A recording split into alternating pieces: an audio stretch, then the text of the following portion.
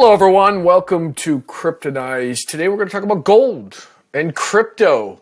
And just recently, I'm noticing there's some correlation, and I'm thinking, finally, we've got Bitcoin that's more of a safe play as opposed to where it was before, where it just followed the market.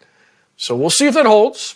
The big pitch to me was it was a safe place to store assets or funds or what have you in relation to a stock market or real estate market that was going nuts.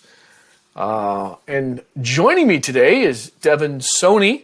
He claims he doesn't own Sony, the company, but he does work with a company called Matador, and we'll get into that a little bit. But the primary topic today is gold and crypto. So with that, Deven, will you give us a short bio on yourself before we jump in? Sure. I grew up in the San Francisco Bay Area, really surrounded by technology, started my career in investment banking, helping companies like Google and Amazon and Microsoft do M&A. Eventually, worked at Goldman Sachs, helping them make investments in fintech and in digital media and some of those areas. And eventually kind of just branched out on my own, started investing on my own. Early on, really always saw myself as a slightly contrarian kind of value investor. Started buying, digital companies and kind of digital assets in kind of 2013, 2014. Really got, kind of the Bitcoin blockchain bug, I think, right around then. Early investor in Ethereum, helped start a blockchain project called Polymath, which is focused on, tokenizing real world assets. And after that, helped start a company called tokens.com, which went public about a year and a half ago, which basically gave public market investors exposure to crypto. Despite kind of the blockchain digital asset angle, my family has always had a strong history and background in precious metals. Both my grandparents were kind of jewelers and gold traders by trade. I think always with parents always harped into me. Holding physical gold was always kind of this store of value that always is always going up. You're never going to regret buying gold, all that kind of stuff. And I think about a year ago, we a few partners and I had the opportunity to launch Matador, which for us was kind of this thesis of saying, it's very likely there's going to be a recession soon, and this was about a year ago. Things can't go up forever. And a lot of people in our network really wanted to buy gold, but just never really had a great way to do it. It's one of these things where the e-commerce experience for buying Bitcoin has, been modernized significantly. You can do it in, 3 clicks on your iPhone. Heck, you can buy a refrigerator with 2 clicks on your iPhone. Gold requires you to kind of go take a duffel bag of money to some shady pawn shop or go to a 1970s, checkout experience on Yahoo or something like. And for us, we just saw this giant gap and where Bitcoin had kind of, taken, millennials and kind of younger people. That store of value conversation has kind of gone to Bitcoin, whereas the older generation had really stuck with gold, and we just saw a strong opportunity to kind of match those user experiences. So, started Matador to really just say, gold's great. We want to make buying gold just as great as that. So the easiest way we'd put it is it's a platform like Robinhood for buying gold on a mobile phone in 2 or 3 clicks. With custody stored at the Royal Mint in Canada, which is, in our opinion, one of the safest places in the world to store precious metals. And, there's a lot of other functions there that include kind of blockchain, which I can certainly get into. But, the punchline is, an easier, more streamlined way to buy gold. Okay, so wonderful. A lot of people think of gold as boring. I am not one of them, especially if there's a hedge involved in a bad market like now. And I think it's gold is proven to have stood up to what we've been witnessing in crypto quite a bit. And most watchers know that I am working with a company. It's not a company really, it's just a protocol called Tetragard, which has gold in it, PAX-G, specifically wrapped PAX-G. And that token called Tetragard is doing quite well. Okay, so let's get into it. Why should anyone in crypto be interested in gold? Why? Well, I think if you look at the last year in blockchain, like what we used to say when starting Matador was, gold's the only asset that hasn't gone up in, 5 or 10 years, right? Everything else has kind of been, up and to the right. And now we've said it like in the last 6 months is it's the only asset that's actually kind of appreciated reasonably well, even, very well, including, according to everything, even well according to the dollar over the last couple months. And, I think a few reasons for that are, when you look at some of even this, stable coin products that people have backed, it's always, uncertain what's really kind of underlying the asset class. And for us, we wanted to, create a product, and we think just gold just makes a lot of sense today because people flock to it in times of uncertainty. And I think that there's not a time in the last 10 or 20 years where there's been more uncertainty than, just globally. You still have lingering effects from the pandemic. You've got a war that could go nuclear. You have, rising inflation, challenges in the real estate market.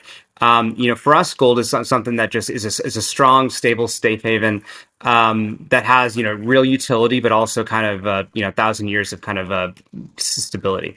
Well, there's no question that it's got time behind it. A lot of people will think that's old-fashioned, and that gold is not really that valuable. Yes, you can put it in teeth, but they're starting to replace that with ceramic now. It could be with jewelry, but is it really that valuable? But time and time again, it's proven, for whatever reason, it's a great hedge, and that's undeniable if you look back through history. My big question is, are you related to Peter Schiff at all? Am I related? No. Am I a fan? Yeah, absolutely. I've read a lot of books, hang on the podcast, but yeah, know the story. I mean, I can't stand this guy, but he's right about everything but crypto. I mean, if you look back, he said to invest in gold versus crypto. He's not even close to right on that one. But everything else economically, what he talks about is pretty spot on. I'm not an economics person. I was just an economics major in college. But, I've been following this for a while, and his advice has been pretty spot on with the exception of crypto. He's just got this black hole when it comes to crypto and doesn't see the value in it. I feel the same way about, Warren Buffett and Charlie Munger. I love the guys, and I just cringe every time I hear them talk about crypto because it's just they haven't spent the time thinking about it, so. I just think, they're value guys, and they're looking at it as what value is it producing. And I think in some respects they're missing the bigger point. I'd also add in crypto, I think we're missing a big point is, okay, what is the value? You should be able to just say what the value of your token is. And if you can't do that, how it's going to produce revenue or how it's going to benefit the community and produce revenue, then, maybe it's not going to last. And maybe you shouldn't be promoting this project like you are. Okay, so tell us about what it is that you'd like to see happen in crypto with gold specifically. Is this just a hedge, or is there something else that you believe gold should be considered for? Absolutely. I think there's two sides of that coin, and one side is what I'd love to happen, and then the other side is, as you know quite well, what regulators are going to allow to happen, and what high quality companies can do under an existing regulatory environment. I'm personally just a major degen. I love DeFi. Invest in a ton of protocols. And that ecosystem has fallen, in many ways outside of the traditional finance ecosystem, in many ways positively, right? So, and I think, like you sort of alluded to, what I really like are protocols and token platforms that generate native fee and revenue that don't rely on inflation for growth, right? You actually are generating fees, you're distributing those fees. And I think when you think about golden tokenization, I think Pax has done a great job in kind of frankly wrapping gold into a token that can be traded and then in some ways generate liquidity. What I would really like to see more is sort of in the same way that DeFi has kind of created these money Legos where you can kind of stack different things on top of each other. We've seen a little bit less of that with real world DeFi, with kind of gold backed tokens where it's like, okay, we've tokenized gold, now what? And I think where we love to kind of play more, and I'd love to see innovation just broadly, is people being able to lever their gold holdings the same way they can in Bitcoin very easily. People able to create pools of pick your liquidity pool, gold versus Apple stock versus Manhattan real estate. And any people that are kind of betting against the house or trading generate fee revenue, and then that fee revenue goes to people that are kind of depositing into the ecosystem for long term. So I'm a big believer in real world DeFi. I think there's platforms like Centrifuge that have done a great job there, and I would love to see gold and precious metals kind of play more in that ecosystem. And I would even more love to see that stuff kind of the regulators start accepting it. Got it. Okay, and so with Matador, what exactly are you doing with gold? Absolutely. So I think the first step for us in a very long journey of kind of creating that utility for gold is just making it easier for people to buy, sell, and trade. So in that vein, what we're doing is launching an app that's, really, akin, I think, kindred spirits with a company like Robinhood, which streamlines, sort of buying stocks with, 2 clicks on your iPhone. We're doing the same thing with gold and precious metals, where you can buy gold, in 2 clicks, link your bank account, get, excellent spot and sell pricing. And then that's kind of the first step. The second step on top of that at Matador is to say, how do we create utility? And for us, creating utility, a really easy one is, adding the same functionality that people have done, in the last couple of years with fintech, which is, you want to buy a refrigerator or a pair of sneakers, you can do it in 3 or 4 payments. You think gold's going to $3,000. You can lock up your kilogram now, pay for it over, 12, 15, 18 months in monthly installments, but lock in your price today, which I think is really timely where people think that gold market is going.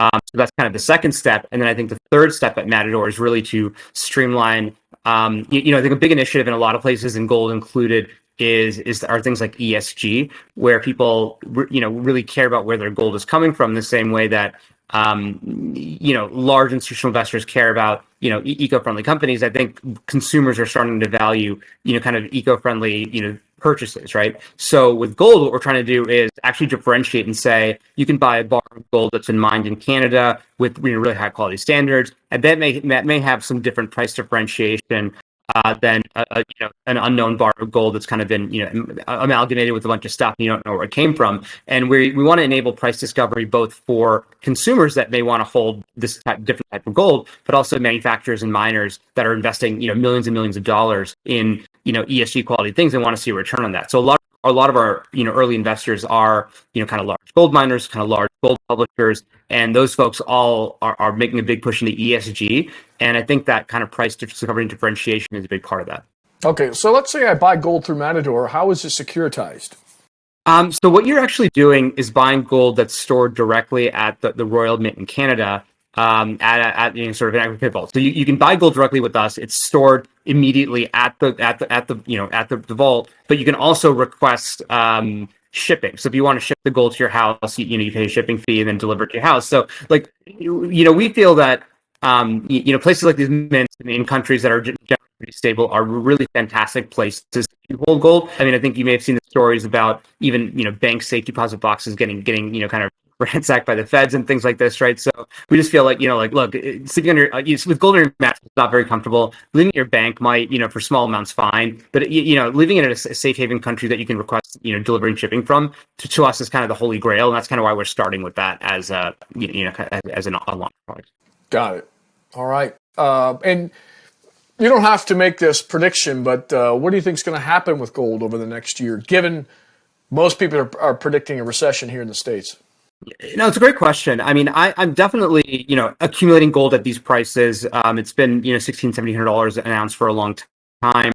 I think a lot of people see it hitting, $2,200, $2,300 in the next couple of quarters. I definitely feel that it could be the case. I don't see anything. And I think if you see, one of these things that are kind of the precipice of happening, right? Like elongated war, more issues with, sort of pandemics and things like this, like, rising risks. Like, I feel like all those things are just pushing, gold more into the forefront as an investment opportunity for people when everything else is going to, likely be falling 20%, like a lot of people predict.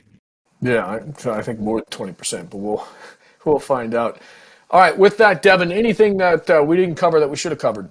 No, I do think there's often this holy war out there between crypto investors and precious metal investors, and I think me, being a little older, been around the block, probably my third recession now, or fourth recession in the market. Like I've always felt that diversifying just makes a ton of sense, and I'm a big holder in Bitcoin and ETH and DeFi and things like that. But for me, gold is just a smart part of a portfolio. One that has immediate liquidity and proves to be a strong store of value when you've got inflation eating away at your dollars at 7-8% a year. So I just have people kind of do their own research, consider broader diversification across multiple assets, and I think gold's a big part of that. Yeah, and I think the protocol would be happy to say that's what Tetraguard is: Bitcoin, Ethereum, and PaxG. So anyway, with that, love having you on the show, and maybe we'll have you back and we can check on gold again in 6 months. How's that sound? Appreciate it. Well, thank you so much. Appreciate it. Thank you. I'm bringing you my latest recommendation, and that is Tetraguard. Tetraguard is a basket of tokens, like an ETF almost, that's got Bitcoin, Ethereum, PaxG, and a fee token called Quadrant.